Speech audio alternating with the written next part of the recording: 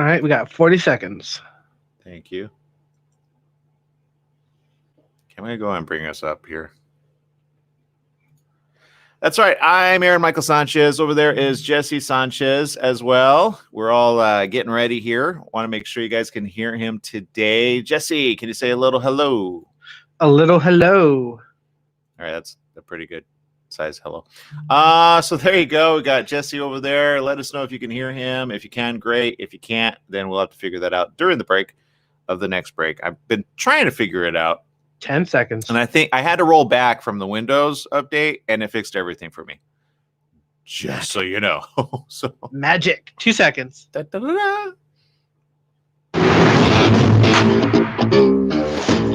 right. It's the morning show here on ABC News Radio KMET 1490 AM. Joining our live audience there, Facebook, Periscope TV, YouTube Live, and of course, Alexa. Don't forget to download our app. It's free, KMET 1490 AM. All the great news at the top of the hour, every hour from ABC News. Glad to have you with us on today's show. We're going to be speaking to a guest a little bit later on, which is speaks about something very near and dear to everybody's heart. We're talking about mental health during the holidays, especially those parents with children. We're going to be speaking to psychologist Parker Houston at Nationwide Children's Hospital. He'll be joining us on how countless families are coping with stress and building resilience during the challenging times that we have currently. How are you doing it, maybe with your children? How are you doing it with your family members? How are you keeping positive over there? We know a lot of people, of course, are feeling the tug of coronavirus, including financial times, hard-hit times, and family times, of course, can be either very strained and or very problematic at times. So what are you doing to keep it fresh, fun, and or at least helpful to the rest of the family members in your family? We want to know on social media. Let us know. And we got Mr. Jesse Sanchez over there. Good morning, Jesse. Good morning. Obviously, you got goals this week, I think. Hopefully, maybe VR headset, I'm hoping. Yes, that's my goal for the week. Hopefully, I can do it. If not, I don't know. I say everybody should chip in to help Jesse out with the purchase. But again, I keep saying this, and I keep saying to people, go get one, especially now. Oh, by the way, big update. I had said this on one of my videos. So last week, I had bought the headset with the HTC originally for $8.99, right, Jesse? And then I had it shipped, and I ordered it directly from. I bypassed Amazon, by the way, which would have cost me like 11 something. And I ordered it direct from HTC, which was great. I'm glad I did. And then, literally like a day later, I see that they had a special for $7.99, and I was like, "That's $100. That's a lot." So I messaged them. I says, "Hey, just out of curiosity, can you? I don't know. I mean, I just bought it. Do I have to return it?" And anyway, they credited me, so I'm happy about that. So, if you got it for $8.99 within days since I had said it, and then you had, saw it for $7.99, send them a support ticket item. Message them. I think if it's within a certain amount of time, you could do that. If it's well beyond like a year, obviously you can't. But there you go. Use your thinking mind over there. And I will say big shout out to HTC for doing that, because that was $108, by the way, that they refunded. So I was happy about that, because I guess it included tax and whatnot. So super happy. And there you go. But whatever you order, or the Oculus or any other headset device, I know that some people use their smartphones as such with like a cardboard situation, but it's kind of not the same thing, right, Jesse? Yeah, I've done that. It's not the same thing. Not even close. It's minimal. So it gives you an idea of it, but it's not the real thing. So don't do it. All right, people. Let's go over to social media, chat room land. Let's see who's tuning in over there. We got Maria from Canada, says good morning, everyone. And yay, it's all fixed. Yes, we can hear everybody. Teresa over there says hello. Judy over there says good morning. And let's see. All right. So now our friend Maria is all the way over in Canada, and Jesse and I are thinking about visiting because they've got some smart plans going on over there. One of which I just saw, Canada, which is struggling to control the second wave of coronavirus infections, announces billions more in stimulus. Smart country, right, Jesse? Yeah, just a bit more than ours, just a little bit. But it's people are struggling, and they're closing stuff, so it's making everybody angry. Yeah, there's a couple of news headlines on this very subject. The White House task force is now all of a sudden stepping up and saying what we've already known. But here we go. I'm going to start off with Canadian Prime Minister's information, Justin Trudeau, who acknowledged that a second wave of the coronavirus was compromising Canada's economic recovery and pledged more than $77 billion more in stimulus. He said in a news conference, he said this will be a significant investment to get our economy back on track, and it's an investment that will make sure no one gets left behind. I like that. That's a good statement. That's very, very warlike, right, Jesse? Like, don't leave any of your own people behind. The program will prioritize young families and other impacted communities, he said, adding that the historic stimulus will be equal to more than 3% of the gross domestic product. Canada's average weekly test positivity rate has soared to more than 7% in the last week of November. That's according to the Public Health Agency of Canada. In an interview with CNN partner CBC, Trudeau said that given the spike in cases in Canada and worldwide, he would continue to ban most non-essential travel to Canada, including maintaining a partial border closure with the United States. Can't blame the guy. I feel bad just talking about it like that. But let at least Jesse and me in, right? Let's see. Right? I don't take up much space. I just need a couch, maybe a sofa. I don't know. Until the virus is significantly more under control everywhere around the world, we're not going to be releasing the restrictions at the border. That's what he said. Canada has reported more than 384,000 coronavirus infections and 12,203 deaths. That's according to Johns Hopkins University. A small number compared to that here of the U.S., right? And I know some people are like, well, that's because, they don't have as many. The numbers actually are surprisingly pretty large. But 12,203 deaths compared to what, 258,000 deaths here in the U.S.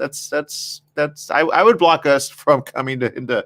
If I had like a little blocking area, I would blockade the rest of the nation. Just saying, but I can't blame them. But back to the billions in stimulus.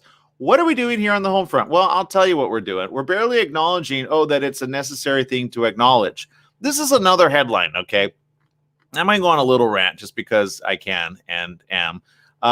In a dramatic escalation, this is according to our good friends at CNN. Yes, I like their information as well. The White House COVID task force is urging public health officials to bypass state policies to save lives. What? The White House coronavirus task force? I thought they were kind of like just asleep at the wheel over there. They've issued extremely dire warnings to states in weekly reports this week, urging public health officials to circumvent state and local policies amid record high cases, hospitalizations, and deaths, as well as fears of a surge upon a surge following Thanksgiving. The reports dated November 29th say the COVID risk to all Americans is at a historic high. They provide figures from previous moments in the pandemic for comparison. The report says this, quote, the national daily COVID incidence after Memorial Day, but before the summer surge, was fewer than 25,000 new cases a day. It's now more than 180,000 new cases a day. COVID inpatients then were fewer than 30,000, but are now more than 90,000. Fatalities have more than doubled. We are in a very dangerous place due to the current extremely high COVID baseline and limited hospital capacity. A further post-Thanksgiving surge will compromise COVID patient care as well as medical care overall. Jesse, got a curious question for you. Does President Trump listen to the White House task force, or is he completely oblivious? I believe Trump listens to a magic 8-ball with some weird answers. Yeah, I don't think he listens to too many people. He shakes it. What do I do today about my poll numbers? Try another day. Oh, come on, right? That's all he cares about. I have not heard anything from his. I mean, not really. Okay, but let me go back to this. I will say, thank goodness for the White House task force that I thought was kind of put to the side for quite some time.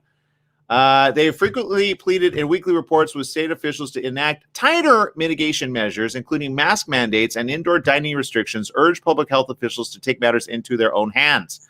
The report says this: if state and local policies do not reflect the seriousness of the current situation, what? Oh, they finally figured it out. It's serious. We've been talking about that since March here on the morning show.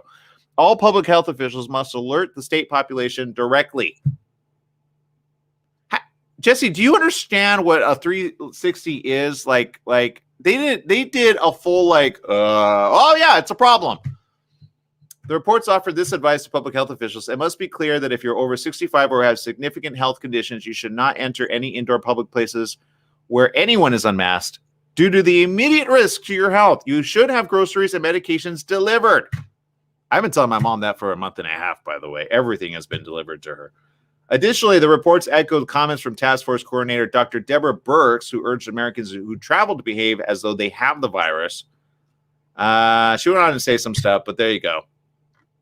The White House Task Force. I believe this was supposedly put together by President Trump, wasn't it? Or was it like a team of others that said, you have to have this no matter what? But I remember he was kind of like, yeah, they don't need to be in front.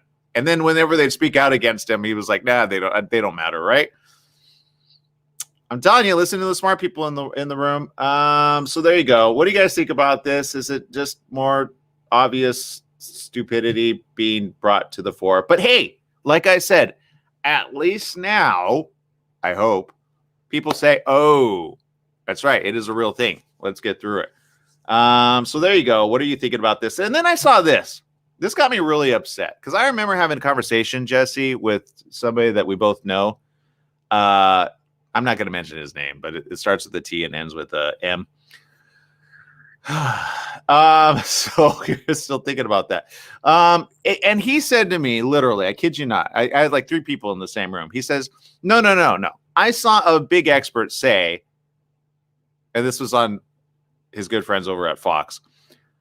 A big expert said the kids don't get coronavirus, which I had that same face. Like, do you think they're made of a different biological like system? Like they can't get coronavirus?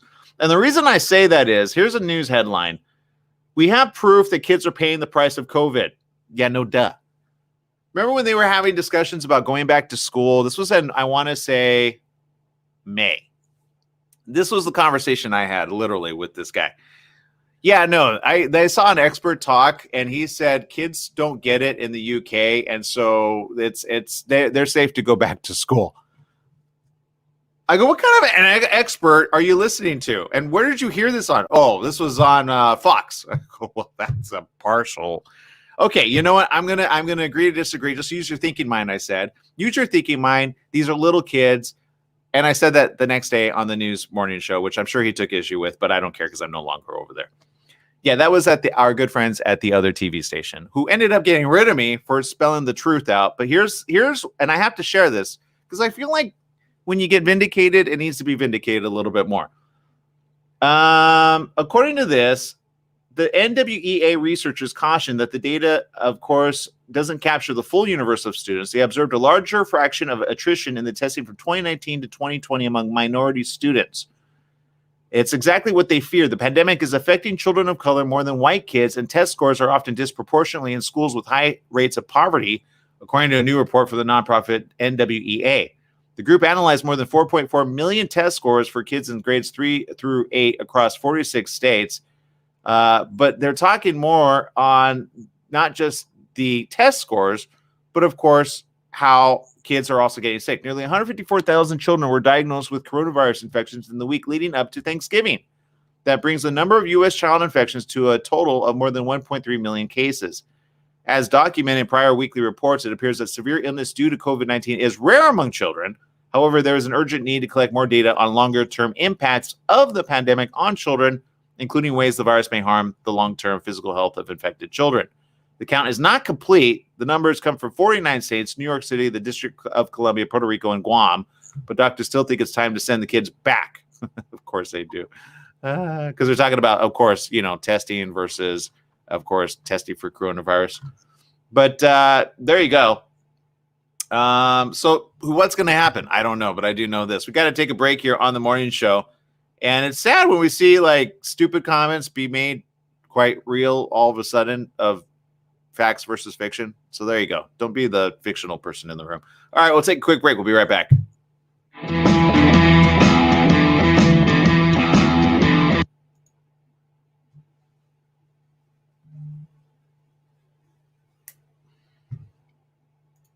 All right, for those in social media, we appreciate you. And you know what? I know he still watches the show, so I almost want him to call in, Jesse.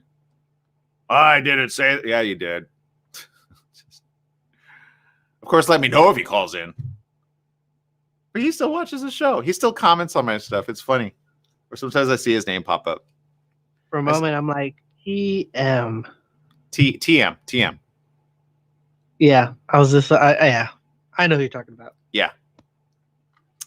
Yeah, if he's watching, I almost say, and was I right? Yeah. Again, just give it time.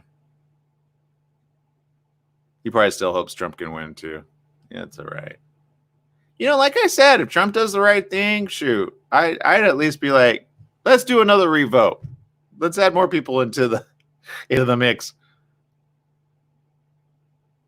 All right. Let's see. I'm gonna bring in comments here. Here's one from Maria.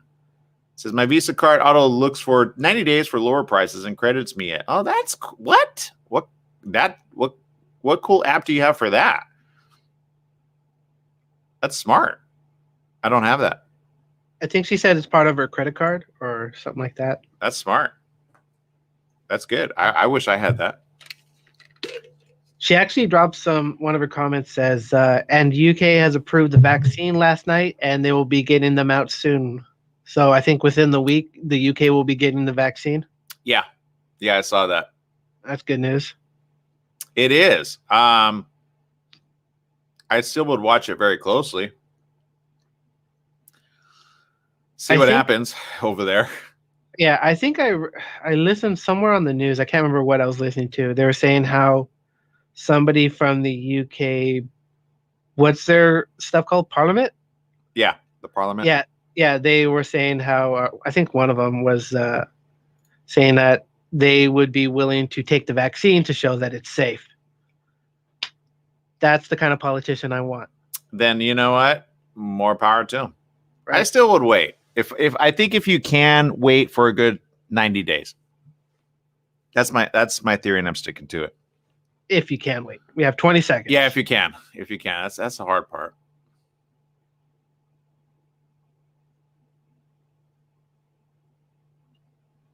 As a sad statistic, I saw this too. Mario saw this. 1 American dies every minute from COVID. That's a horrible statistic. Wow. And it got as low down as 48 seconds, I believe. By the way, around the world, I want to say 2 seconds, and we're coming back. That's right. It's the morning show right here on ABC News Radio, KMET 1490 AM. Joining our live stream audience there, Facebook, Instagram, YouTube, of course, LinkedIn, and all of our fan favorites at KMET 1490 AM with the special app. If we're never streaming on Facebook or any of the social media devices, we're always on KMET 1490 AM. It's the way it works for us and abroad. And if you're tuning in from around the world, let us know. We appreciate you. Yes, the UK have approved already the coronavirus vaccines. Very interesting bit of news as well. What do you think about that, Jesse? Good idea, bad idea, great idea? No, that's a great idea. Let's hurry up and get this vaccine ready if it's safe.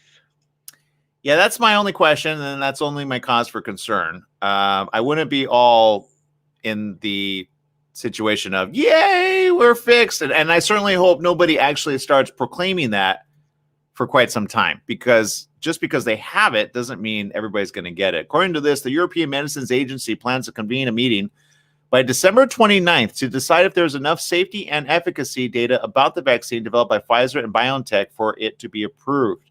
The agency also said it could decide as early as January 12th whether to approve a rival shot by American pharmaceutical company Moderna, which was submitted to U.S. and European regulators this week. If its vaccine is approved, Germany-based BioNTech said its use in Europe could begin before the end of 2020, but that seems ambitious given that the EU Commission usually needs to rubber stamp the regulator's decision. The regulator has also left open the possibility that the date of that meeting will be brought forward if data comes in faster. The approval date now being eyed would be later than some European countries had hoped. Germany, which has given BioNTech 375 million euros in funding to develop the vaccine, has been preparing to start immunizing people from mid-December onward. On Tuesday, officials in Germany, France, and the Netherlands cautioned the vaccine programs likely will not start until the end of the year. With the information they got in recent days, they have to assume that approval will only happen around the turn of the year. It has moved because some studies obviously need a little longer to be submitted. What's important, though, is to be prepared. So everybody's really on the cusp of things happening and things moving forward. But again, everybody's still a little bit more cautious because it doesn't mean everybody's going to get it right here, right now.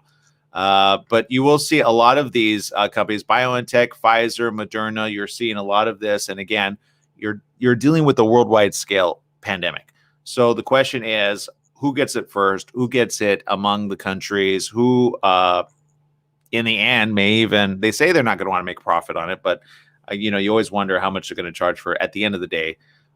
Which I would love if they just did it for free for everybody, which I hear is going to happen around the corner, hopefully here abroad, but we shall see. Lots of questions that a lot of people are waiting for, and we shall see what happens as well. Vaccinations, though, according to this and according to Putin, I'm just seeing this right now. This is interesting news. Russian President Vladimir Putin has asked his deputy prime minister for social policy to begin large-scale COVID-19 vaccinations next week using the Russian-developed Sputnik V vaccine. Putin said doctors and teachers will be the first to be vaccinated. Last week, Russia's health minister said mass vaccination would not start until January or February. Russia claimed to be the first in the world to register a COVID-19 vaccine in August, proving it even before starting the key phase 3 trial. Kind of makes you wonder, Jesse. I mean, for conspiracy theorists abroad, some actually think that it started in a lab in Russia. How did they get the vaccine so quick? Just saying. Conspiracy theorists abroad, start theorizing. All right, people, we got to take a quick break. We'll be back with more right after these messages. Stay tuned.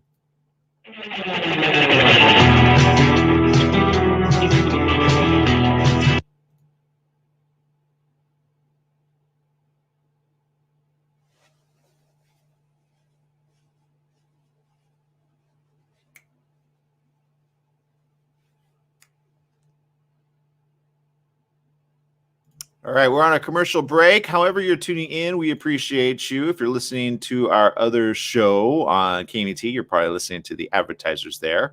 And we don't have any advertisers just yet here on the show in the middle of our show. But we may have to bring on a couple to pay some bills here, because doing it for free is a little bit difficult forever. It just is. And lately, nobody is paying for social media promotion. I don't know if you've seen this, but it's a thing. So I will say this. Many of you have done the STARS donation method, and I appreciate you more than you know.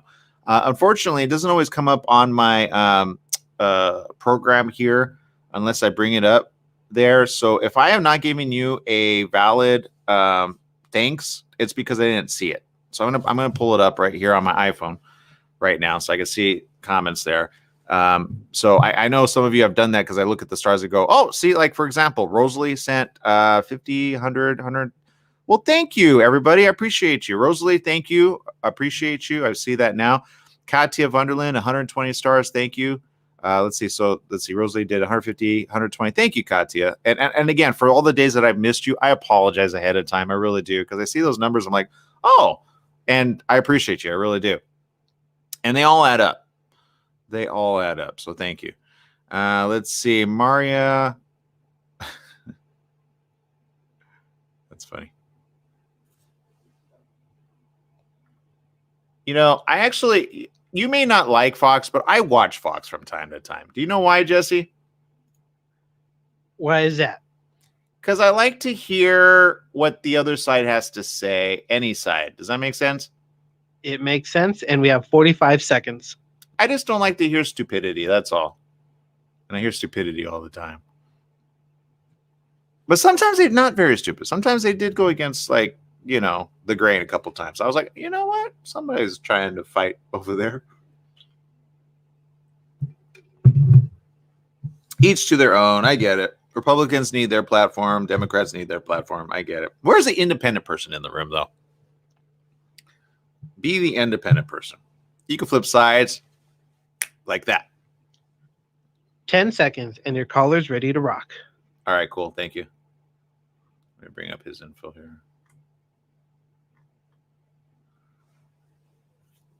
Two seconds.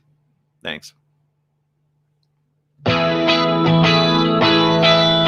That's right. It's the morning show here on ABC News Radio, KMET, 1490 AM. Joining our live stream audience there, Facebook, Instagram, YouTube, and of course, LinkedIn. Glad to have you with us. On today's show, we're talking about families and coronavirus, especially when it's all about how are you keeping safe over there, but also mentally well. How are you doing from the top down, especially if you have children? A lot of statistics are coming in here. Joining us right now, all the way from Nationwide Children's Hospital, is returning guest Parker Houston. Good morning. Welcome to the show, Parker. Good morning. How are you, Aaron? Good. Look, I understand there was a study done. Maybe you could share the stats so that we could jump right into this. What's going on with the mental health of those families out there, including your own? Sure. Well, we talked to about 650 parents around the country who have children under 18, and the gist of what we found is that they're worried that the longer the pandemic goes on, the less likely they are that their kids can stay resilient, can stay positive, and can deal with all of the challenges that are coming their way. And so, about 2/3 of parents are really worried about the longer the pandemic goes, and that during the holiday season and the winter especially, that things are going to get more difficult. Well, and I'm glad you're bringing that up, because we've got kind of what I call at least a 3-month minimum plan in our household, which I basically told my mom, hey, Mom, we need to stay safe. Okay. And I got to think of activities to keep her safe. She's in that very high risk category. And I feel that her going out, just even like for a drive, is probably one thing, but going out, I mean, I don't know if you know where we're at, but in LA, they have banned even outdoor dining as of just recently. So question for the kids in the room, that parents, I know you guys are doing a lot of things there that I think are some pretty good tips to keep the kids not just with it, but also at least somewhat happy. I understand you even did this with your own family. Yeah, we're doing our best to try and create a little bit of magic when that's a really difficult thing to do right now. So we're spending a lot of time as a group of parents, myself and my wife, but also we're trying to rely on some of our other friends in the neighborhood and people that I know at work to really talk through what are some of your ideas? What are you doing at your house for the holidays, or for talking with your kids and helping them with online school? And we're all trying to be really creative, but also realistic with our kids. We have to be factual with them and tell them, here's why it's not safe to do this thing that we're used to doing. And we know that that's difficult, but here are a couple ideas of something we could do instead. And, the more fun and creative, the more positive that we can be about it, even though that's hard for us as adults right now too. We have to give our kids a sense that life will go on for many people out there, just in a different way, at least temporarily, and that it's helping to preserve the health of the people around us, and especially those vulnerable populations, as you mentioned. Well, and I saw in your own household, we just showed some of the video there of you and your 2 children as well. You're applying some of this stuff. Even as simple as putting a chalkboard, right? Yeah, for school, it's really as easy as thinking to yourself, how can I create a special place for them to do their schoolwork? They're used to having, maybe a desk or a special seat in a classroom, depending on what age they are. And, so in our house, we realized that we didn't really need a formal dining room because we weren't going to be having dinner parties anytime soon. And so we just switched that into a learning space for our kids. And we, got some special storage for them to put their school supplies in. We put the chalkboard up. And we really made it a place that they could have some ownership. They don't have to clean it up every 5 minutes because we have to do something else in there. And that's really helped them. They know where to go when it's school time. They know where all their supplies are. And so it's less stress for us too. And I'll say, on the fun side of things, we've also really tried to think about, what could we help them do? What could we take them to do that's safe? And one of the things that my wife came up with is, she found a slide by the side of the road one day, and she brought it home and said, we could put this in our basement off of the stairwell. And so we have a stairwell that turns at a 90-degree angle. And so I just installed a slide in our basement. And we would never think to do that under normal circumstances. But in these times, why not? It's just sort of, you think, will the kids have a blast? Is it safe? And is it something they could do? Sure. And I'm glad you're doing that. I saw that and I thought, okay, who came up with that idea? Thank you for sharing that bit of info, because I feel it's important for you sometimes to have to say, look, the kids are not allowed to go outside as much anymore, right? I don't know if you have a backyard. A lot of people, I grew up without a backyard, right? But I remember creating boxes and/or little huts or with little tents and such. And you kind of almost have to say, okay, people, let's just, let's not create a whole mess. Let's clean up after ourselves, but let's allow for the playground area now to be, because you need that break time as well, not just learning, but you have to remember what recreation is like for the kids too, right? Yeah, absolutely. And we want to make sure that we're still allowing them to be creative in their play.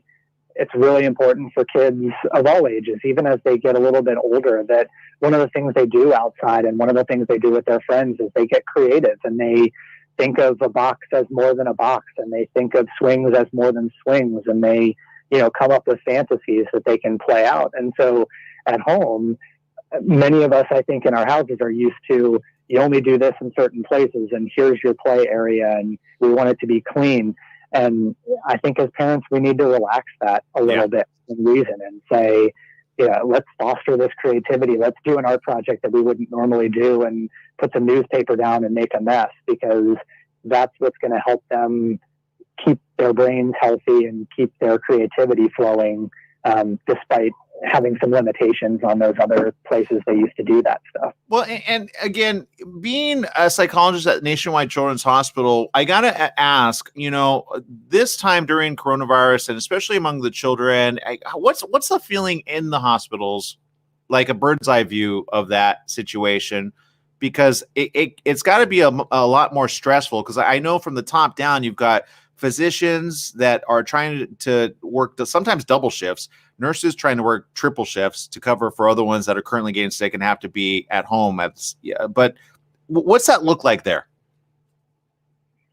Well, not to sugarcoat it, it's really stressful. My colleagues, especially my medical colleagues on the front line services, they have a lot of pressure on them. And, while I have the opportunity to do a lot of my work remotely these days, and that's my way of helping to keep the spread of the virus down in my local area, a lot of my colleagues don't have that opportunity. And so they're really having to make hard decisions about how to keep themselves safe and healthy. I have a personal friend who's a physician at the hospital with me, and I learned the other day that he had COVID and was going to isolate from his whole family for 2 weeks, and he's got 2 small children. And so, having to make those kind of hard decisions is what physicians across the country are facing right now, and it's only getting worse. So, the high level view is that those of us who are not in those frontline positions are doing the best we can to support our colleagues and to be there for them and to do what we can behind the scenes to help their jobs. But we're also trying to get the word out to people in the communities about taking responsibility for helping prevent the spread of the virus and helping to do what they can in their own communities to prevent even more of an overwhelmed healthcare system. Well, I want to say from our family to yours, I want to say thank you for keeping safe over there and keeping it fun and exciting for the kids. I got to ask, do the kids ever say, hey, Mom, Dad, can I don't know, do this or that? Have they made any requests of you that you're thinking about possibly doing? I mean, not put a tree house in the inside of your house, but I'm just saying. Well, I'll tell you the funnest thing we're doing for the holidays this year. And again, it's a shout out to my wife, who's really trying to be creative here. She and another mom in our neighborhood are planning a parade in our neighborhood, and they've gathered up some money from other parents around the few streets where we live, and they've hired some Disney characters to perform and a Santa Claus to be in the parade as well. What? Oh, So, yeah, it's crazy. It's crazy. And, it's one of those things, again, would we ever do this normally? It's a lot of work. It's a lot of energy and people have to donate the money for it. But, the kids in the neighborhood are now incredibly excited, and this will be a special thing that we'll talk about for the rest of the holidays. And, just not every neighborhood can do something like that. I'm very well aware of that, but just thinking as outside of the box as possible about, what could be magical this holiday season? What could I do for my own kids, for my own neighborhood? I think that'd be a great thing to do.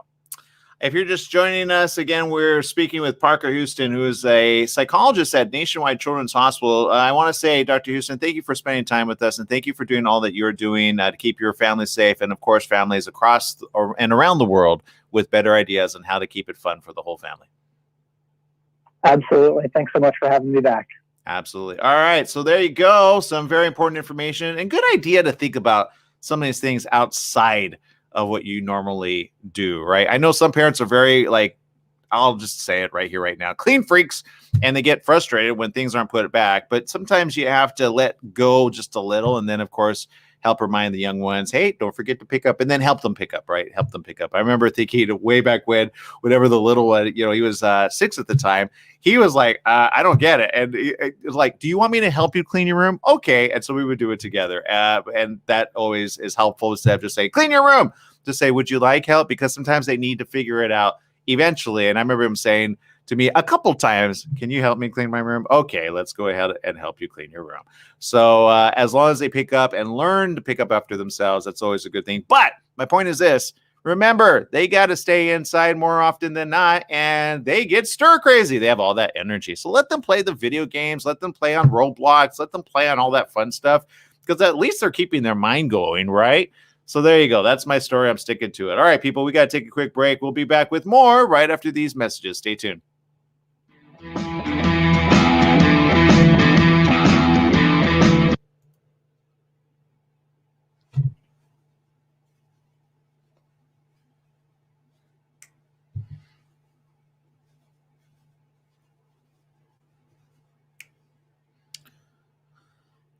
All right, we're on a commercial break here, and I got Jesse Sanchez over there just kicking it up. Pretty good ideas, right?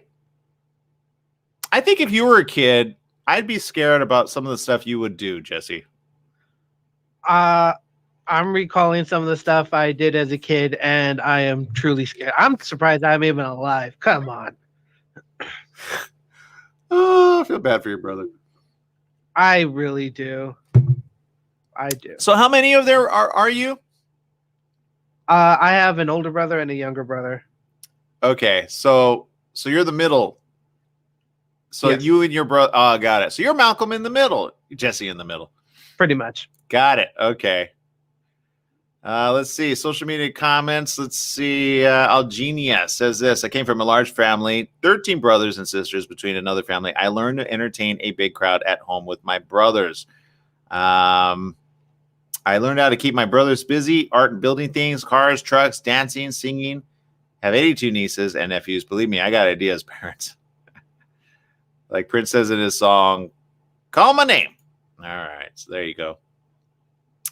Let's see. Maria says this. We do everything like before. I homeschooled anyways. Mom helps with that now, though, so that hasn't really changed a lot. We do crafts, play video games, have movie nights, but they miss the time with friends. We do Skype chats with them, and they chat on Xbox Live as well. It's my time with them that is really limited, though. Again, doing a lot of work over there. All right, let's see. And, yeah, look, I just say let the kids be kids, especially during this time. Don't be all, train them right from wrong. Don't be that person just to let your kid get away with murder in the house, right? But be flexible with them. Sometimes they're having a hard time 50 too. seconds. They just don't know how to express it, So there you go. All right. Thank you, Jesse. If you're joining us on Facebook, don't forget us on Periscope TV. I'm going to go and retweet that. See if we can get some more viewers there. Boop. 30 seconds. All right. Thanks, Jesse. Let's see here. Sorry, let me see where we're going to go with this. Oh, did you hear about this? Somebody made their own colognes to smell like them. I have so many questions right now. We have 2 seconds and we're coming back. I can't find it. I want to say it was. Oh man, it was here. Coming back.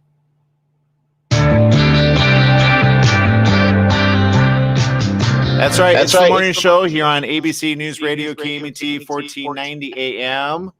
Again, our social media platforms as well. Big shout out to those tuning in live, and we appreciate their comments held on our social media screen on Facebook. Go find me, Aaron Michael Sanchez, or KMET 1490 AM. That's where it's at.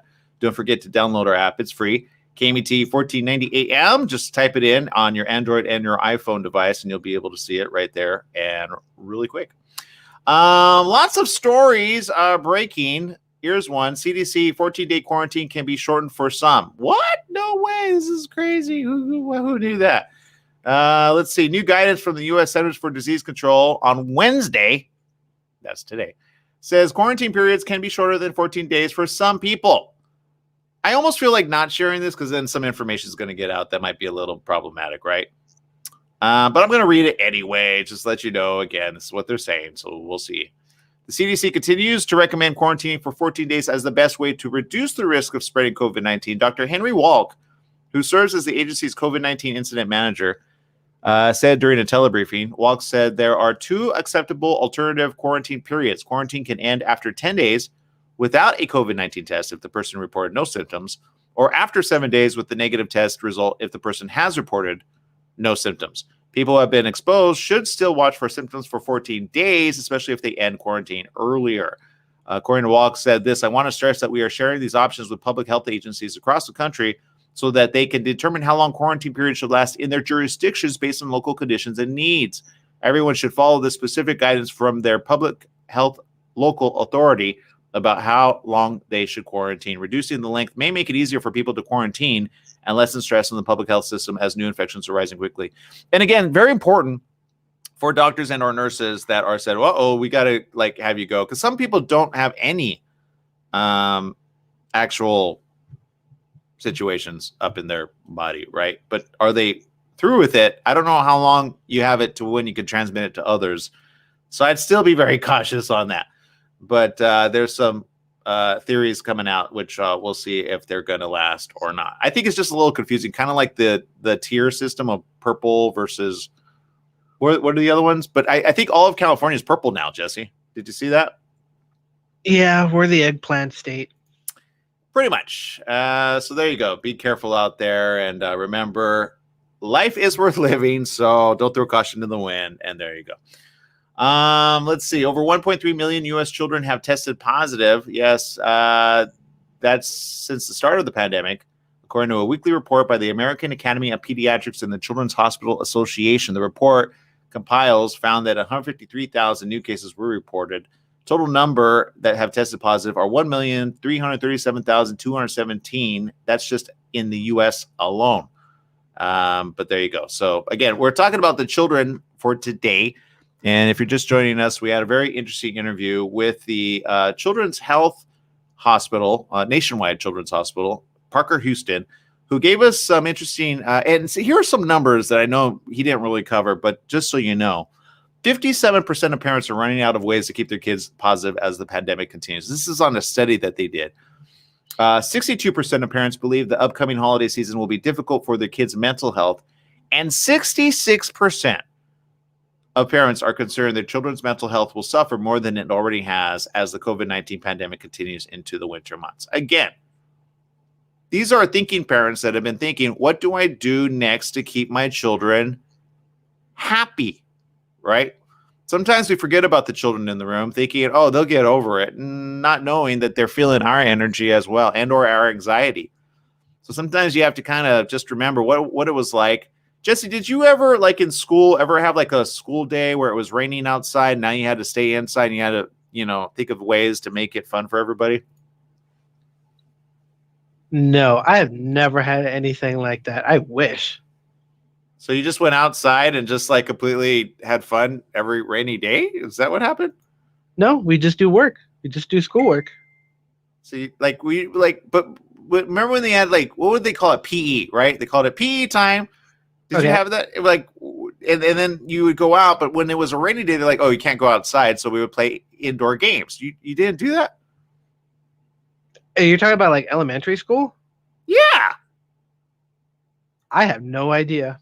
You can't, you're like, it is a blur. I can't recall anything from elementary school. For all I know, I was born 10 years ago. Oh, no. That's interesting. Okay. Well, that's kind of cool. False memories put in. Are you a robot, Jesse? You might be a robot. That'd be kind of cool. Beep, boop. All right, people. Let's see. In social media land, we appreciate you. Let's see. Comments. Let's go to some of the comments there. Judy says this, one of my oldest and one of my best friends went to Europe with her law class in college, and she went to a place that made perfume, and she told them things about me, and they made a personalized perfume for me. What? No way. That's so cool. So I understand this. A particular person, Jesse, I mean, if you could smell anybody and feel like you could smell like anybody, is there anybody you think you would want to smell like? So you're saying like if I want to smell like a celebrity? Yeah. I'd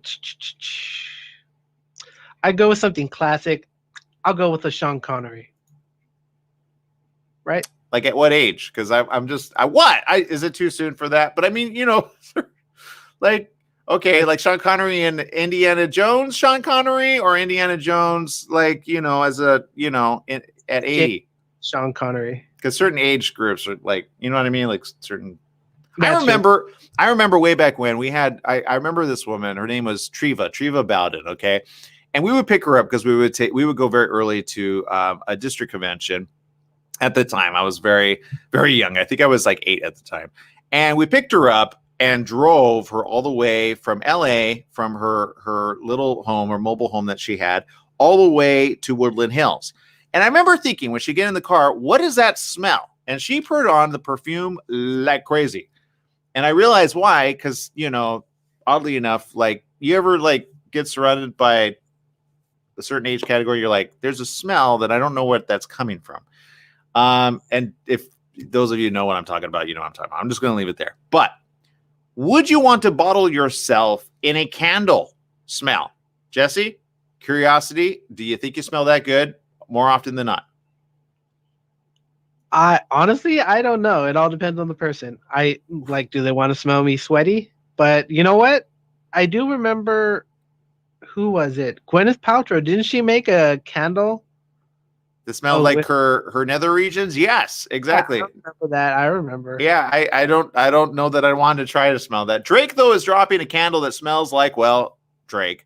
It's nothing new. The concept of a celebrity scent goes back to 2002 when Jennifer Lopez launched her game-changing fragrance, Glow by J-Lo, inspiring countless celebrity perfumes in its wake. We've had offerings from everyone, including Alan Cummings, Sarah Jessica Parker, and One Direction. Not sure which of the One Direction members or all of them combined. Is that what happens? Unless the celebrity, of course, wears the perfume themselves, you won't actually get to experience their authentic personal scent. Britney Spears, a huge fan base of her own fragrances, wears them constantly. And that I understand, Jesse. But to smell like the person without the scent on them, I got curious questions on this. And I feel like I don't want to know the answer. I see you don't either. No, I think you need the answers. Drake is coming in to change all that with a new candle collection. And there you go. Over the summer, Champagne Poppy, also known as Aubrey, began teasing a line of candles called Better World Fragrance House in partnership with Swiss fragrance company Givaudan. New details around the products emerged this week, and we now know that the range is set to launch over the holiday period with 5 scented candles. The one we are most interested in is called Carby Musk, and reportedly smells exactly like Drake, mimicking the personal fragrance that he wears with notes of musk, ambers, cashmere, suede, and velvet. So see, it's not him. It's him wearing other scents. That's a little misleading, Jesse. Just a bit. Which, oddly enough, women are, if you want to get that woman in your life, just a little, you know what I mean? You wear musk. There's something about the musk smell that gets to the woman's brain. I don't know what it is. It's not the first time I've heard it. So there you go. Men, that's a secret. And women that know it, oh man, rock the musk, okay? But there you go. Musk for me smells weird. I don't like the way, but evidently it's a thing for women. They really like it. So there you go. If you're single, ready to mingle, and or you want to, spice it up a little with your significant other, I'm just saying, you might as well. You got time at the house. Why not? You know what I mean? Chicka, chicka, wow, wow. Okay, get the kids out of the room. All right, let's see. Wine scent. According to Maria says, wine scent would be good. Yeah, that's an option there. Let's see. Also says, to make human perfumes, Annie soaks used garments in a solvent to extract the molecules that we can smell. Then she distills the essence of that extraction and mixes in chemicals and fixatives to create perfume. Oh, she's so smart. I have no idea what that means, but there you go. And if you ever want to rewind any of our show, it's simple. Just find us at Aaron Michael Sanchez right there on all social media platforms. Type it in and you are good to go. We got Mr. Jesse Sanchez over there. Jesse, you got any last words for everybody? Yeah. Smell like yourself. Don't smell like anybody else. Be yourself. Also, any monoliths that we should look forward to? Because I understand they're popping up all over the world all of a sudden. Right? No, you know what? The second one that was popped up in, I think, Romania or something, they got torn down. But whoever built that one, they need to go back to their welding. Because, it was shoddy. Remember that? Well, what was it? It wasn't welding class, but they had we did wood carving fixture stuff. What was that called? What was it? Do they still do that anymore? I don't know. I mean, no schools do anything anymore. But there you go. All right, people, we have run out of time. Don't forget, download our app. It's free. KMET, 1490 AM. Lots of great programming here at the station. Many good programmers, lots of good information. Who knows? You might learn something. Make it a great day. Whatever you do, remember, life is worth living. Live it well.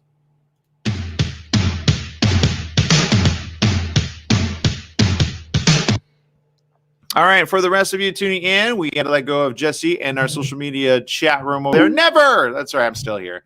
Although I got a little bit of time, got some stuff to do, jump into. But let's see, social media chat room. Thank you, everybody that's donated your stars. I really do appreciate you more than you know. And thank you. They all add up. Trust me. Let's see. Stephanie Ree, I think I missed a couple of your comments there. Apologize. And Stephanie says, hold on, let me come up. Actually, let me go through the comments that I missed. I see one there. Stay tuned for my 12 days of Christmas. Where's that at? I don't see it. I guess there's some that didn't pop up on my wall here. But I see it in Facebook. Oh, there it is. There it is. It did pop up. Stay tuned. My 12 days of Christmas Instagram from a prop photography challenge from your favorite Christmas movie on my Instagram at Stephanie is Live. All right. I'll make sure to follow you if I'm not already. Sorry, Stephanie. Actually, let me follow you right now. Let me pull up my Instagram. I think I'm following you. I can't remember. I'm following a lot of people. So sometimes I don't get everybody. Stephanie is Live. Oop. Follow back. Boom. There it is. All right. Proof is in the pudding. There you go. I followed you back, Stephanie. You're followed. All right, by Aaron M. Sanchez. Okay, I hate saying that. I feel like Donald Trump. Donald Trump. Remember, he talks about himself in the third person. I got to stop doing that. Got to stop listening to that guy. Let's see. Earth extinction.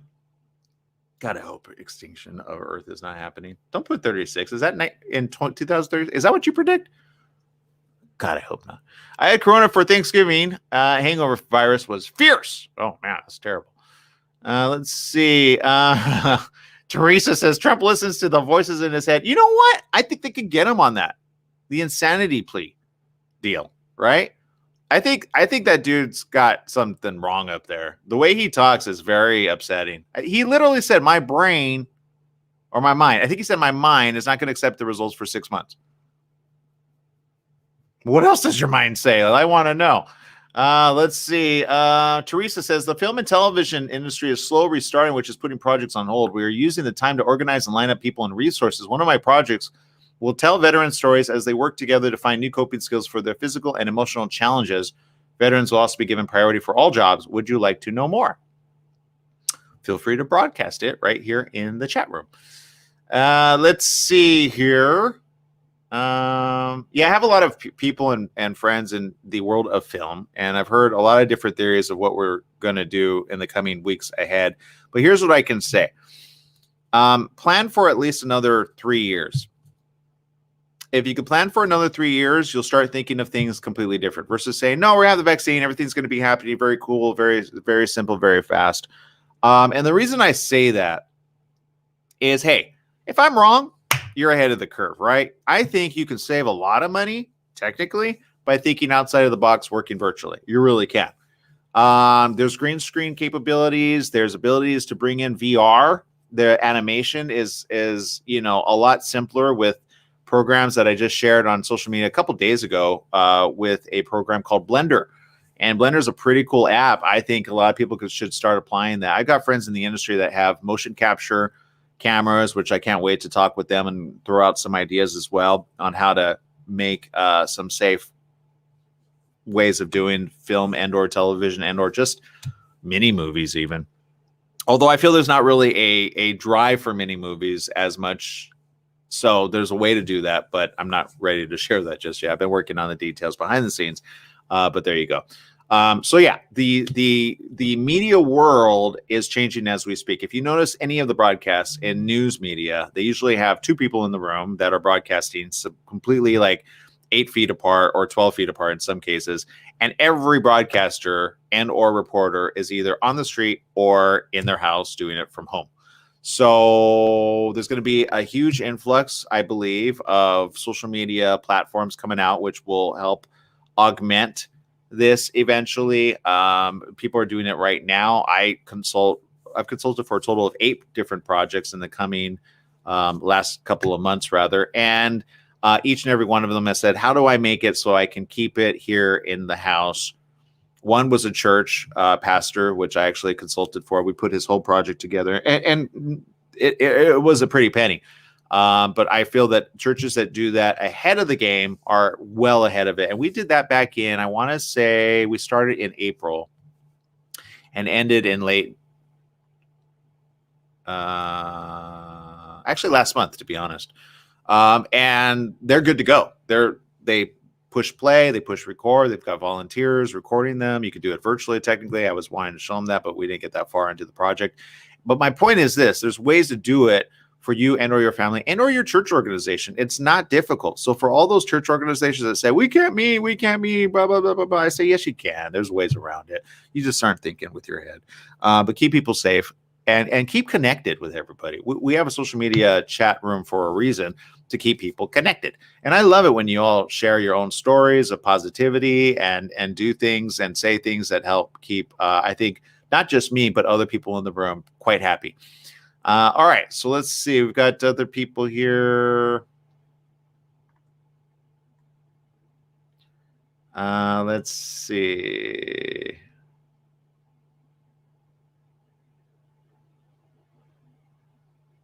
Maria says, the CDC targeted wastewater surveillance at facilities, institutions, and high-density critical infrastructure workplaces have been proposed as a complementary method for screening of COVID-19. To date, targeted wastewater surveillance efforts have primarily focused on institutions of higher education, correctional facilities, and workplaces like food processing facilities. Targeted surveillance entails sampling at locations in the wastewater network, such as manholes outside buildings that... okay. A lot of people, but long story short, they're figuring out ways to test. Very important. All right, and let's see. I'm pretty sure. Let's all right, so there you go. There's some news I didn't really care to share, but let me go over to this one.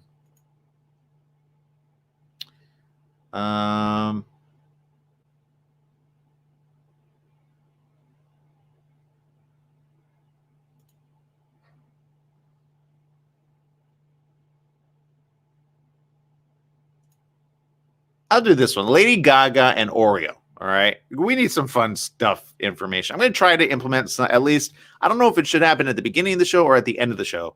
I feel like a little bit of both. I don't really know, because usually at the top of the hour, you like to know the important information, right? But I feel those of you that last with us, I think you have fun with us in between or at the beginning or in the middle when we talk about fun stories like this one. Lady Gaga has a sweet treat in store for her little cookie monsters. The pop star partnered with Oreo to release a line of cookies inspired for her feel-good dance album, Chromatica. Taking design cues from the 16-track album, the vanilla-flavored cookies are a bright pink with green cream filling and feature various embossments inspired by the album. The limited edition cookies will be available in 6 cookie packs at convenience stores starting in January. Fans can sign up for the Lady Gaga times Oreo Stan Club next month to be notified when the full-size packs are officially available. That's according to a spokesperson for Oreo. In an effort to spread musical messages of kindness throughout the country, the pair has announced Sing It with Oreo. It's a campaign that encourages fans to send musical messages to loved ones for the chance to win an assortment of Lady Gaga swag and experiences, including concert tickets and a meet and greet, pending COVID-19 restrictions. Fans can create these messages dubbed Oreograms by recording a personal message on the Sing It with Oreo website. The message is instantly transformed into a song. So I'm going to pull that up for those of you tuning in, and I can share the flavor of Oreo here with you. Let me bring this up here. Hold on. Let me bring it. This is what you'll get. And it's taking a while to load. There it is. Sing It with Oreo. Stay tuned. Get those vocal cords warmed up. Sing It with Oreo. Drops December 15th. So that's what you got. That's it. That's all. I have to stay tuned. Oh, come on. I'm just not. Well, this is breaking news right here, right now. So there you go. What do you think? Are you ready? Are you ready to Oreogram it? And what Oreogram would you use? I want to know. Let me know. Here's some photos, though. I'll share this. Let's see here. I'll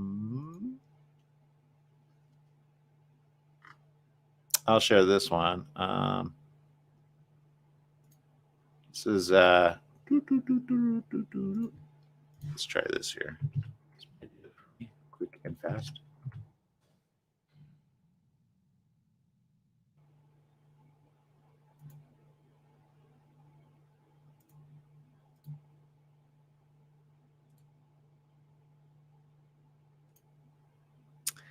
There's the story. What do you think of the Oreo Lady Gaga sandwich cookies? Those look kind of cool, right? That's cool packaging. I think those are like collector's editions. I don't know how long Oreos are good for. But look at these. These are kind of cool, right? I like that. Looks like a snake coming out of her, but, you know, each to their own. Chromatica. Little heart-shaped thing there. Oreo. And so there you go. All right, people, I've run out of time. Thank you. What do you guys think? Let me know on social media, chat room. I will say make it a great day, whatever you do. Remember, life is worth living. And, hey, you can have an Oreo cookie at the same time and do an Oreogram. Why not? Make it a great day, everyone. Bye-bye.